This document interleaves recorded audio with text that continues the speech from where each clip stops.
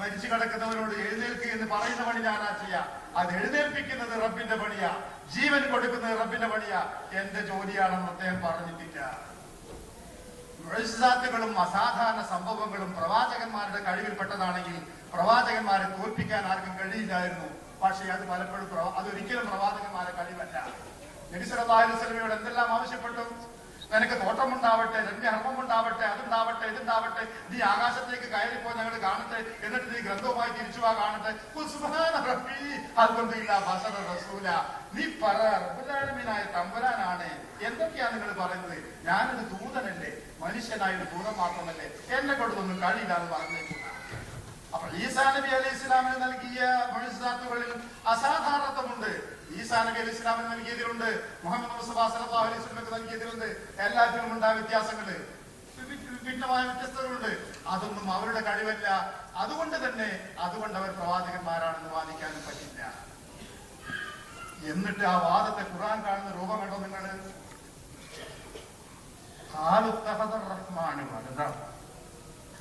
അവര് പറയാ പടച്ചോന് മോനുണ്ട്. ലഖദ് ജയിത്തും ഷൈഅൻ ഇദ്ദ ഗൗരവമുള്ള ഒരു വാക്കാണല്ലോ പടച്ചോനെ ഈ വായെന്ന് വീഴുന്നത്. തകാദു സമാവാതു യതഫത്തറന മിൻഹു വതൻശഖുൽ അർദു വതഖിറുൽ ജിബാലു ഹദ്ദാ അൻ ദഅു ലിർറഹ്മാനി ഹദ്ദാ. എന്താണ് റബ്ബുൽ ആലമീനായ തമ്പുരാനെ സുജൂദ്? നീ ഓരോന്ന് പറയാനും തെരഞ്ഞെടുക്കുന്ന പദങ്ങളും പദശൈലിയും അപാരം. തകാദു സമാവാതു യതഫത്തറന മിൻഹു, ആകാശം പൊട്ടിപ്പിളരാറായിരിക്കുന്നു. ഭൂമി വിണ്ടുകീറാറായിരിക്കുന്നു. പർവ്വതങ്ങൾ തകർന്നു വീഴാറായിരിക്കുന്നു. റഹ്മാനി വലദ, പടച്ചവന് മകനുണ്ടെന്ന വാക്ക് കേട്ടിട്ട് പടച്ചവന് പുത്രനോ ദൈവത്തിന്റെ മകനോ?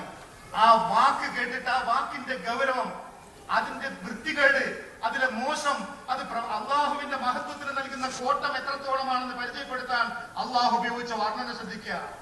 ദൈവത്തിന് പുത്രൻ എന്ന് പറയുന്ന വാക്ക് കേട്ടിട്ട് ആകാശത്തിന് സഹിക്കുന്നില്ല, ഭൂമിക്ക് സഹിക്കുന്നില്ല, പർവ്വതങ്ങൾക്ക് സഹിക്കുന്നില്ല. പടച്ചവൻ എന്തിനാണ് ഒരു മകന്റെ ആവശ്യം? എല്ലാം റബ്ബിന്റെ പക്കൽ വരുന്നതല്ലേ. അപ്പോ ആ വാക്കുകൾ കാണാപ്പാടം പഠിക്ക്. സൂറത്ത് മറിയമിൽ രസകരമാണ് സൂറത്ത് മറിയം ഓതാൻ തന്നെ. ഇനി അതിന് ആ പദങ്ങളുടെ സമ്പത്തുണ്ടല്ലോ. റഹ്മാൻ വലദ ലഖദ് ജയിത്തും ഷൈഅൻ ഇദ്ദ തകാദു സമാവാതു യതഫറന മിൻഹു വതൻശഖുൽ അർദു വതഖിറുൽ ജിബാലു ഹദ്ദാ അൻ ദഅു ലിർറഹ്മാനി വലദ. ഒരപേക്ഷയുണ്ട് നിങ്ങളോട്. തമാശക്ക് പോലും, പാട്ടിനിടയിൽ പോലും ദൈവപുത്രൻ എന്ന വാക്ക് ഉപയോഗിക്കാൻ പാടില്ല. തമാശക്ക് പോലും, ബോധമില്ലാതെ പോലും ദൈവപുത്രൻ എന്ന വാക്ക് ഉപയോഗിച്ചുകൂടാ.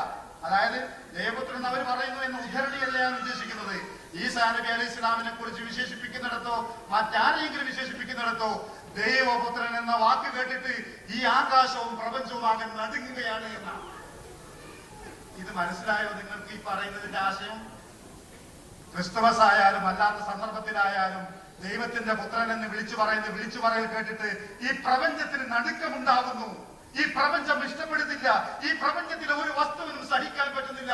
അത്ര ഗൗരവതരമായ ആരോപണമാണത്, അബദ്ധമാണത്, ഒഴിവാക്കപ്പെടേണ്ടതാണ് എന്ന് പടച്ച തമ്പുരാൻ ഖുർആനിൽ പറഞ്ഞത് ആദ്യം നാം മനസ്സിലാക്കാൻ, പിന്നെ ജനങ്ങളെ മുമ്പിൽ നിങ്ങളുടെ മഹല്ലുകളിൽ പോയി വിളിച്ചു പറയാൻ. മരിക്കണം, യാത്ര പറയണം ഈ ദുനിയാവിൽ നിന്ന്. അത് പോകും മുമ്പേ പടച്ചവരോട് പോയി പറയണം, ഈ ആയത്ത് ഞാൻ എന്റെ നാട്ടിൽ ഓതിയിട്ടുണ്ട് പടച്ചവനെ. ക്രിസ്ത്യാനികൾ ജീവിക്കുന്ന നാട്ടിലൊക്കെ പോയി ഇതാണ് പ്രവാചകനെ കുറിച്ചുള്ള ഖുർആന്റെ യഥാർത്ഥ വിവരമെന്നും ദൈവത്തിന്റെ പുത്രൻ എന്ന് പറയുന്ന വാദത്തിന്റെ അബദ്ധം ഇതാണെന്ന് വിശദീകരിക്കാൻ പടച്ചവനാൽ നിയോഗിക്കപ്പെട്ടവരാ ഞാൻ നിങ്ങളൊക്കെ. കുറ്റബോധത്തോടെ കേൾക്കുക, പുറത്തു പെരുമാറാവട്ടെ റബ്ബ്. ആ വഴിയിൽ എന്തെങ്കിലും ചെയ്യാനാവുമോ എന്ന് ആലോചിക്കുക. അതൊരു വലിയ സന്നാഹങ്ങളും സംരംഭങ്ങളും വേണ്ട. നിങ്ങൾ സാധാരണ നടത്താറുള്ള മതപ്രസംഗങ്ങളിലെ ഒരു വിഷയം ഈസാ നബി അലൈഹി ഇസ്ലാമിനെ പറ്റി തെരഞ്ഞെടുക്കുക. അത് കേൾക്കുന്നവർ കേട്ടോടും, വിളിക്കേണ്ടവരൊക്കെ വിളിച്ചോളൂ. ഇതാണ് ഇസ്ലാമിൽ പറയുന്ന ഈസാ നബി അലൈഹി ഇസ്ലാം ദൈവപുത്രൻ എന്ന് പറയുന്നത് വലിയൊരു അബദ്ധമാണെന്ന് പറഞ്ഞു കൊടുത്തോളൂ. ലോകത്തിന്റെ മുമ്പിൽ അതിനുപയോഗിച്ച വാക്കിന്റെ ഭംഗി കണ്ടോ നിങ്ങൾ?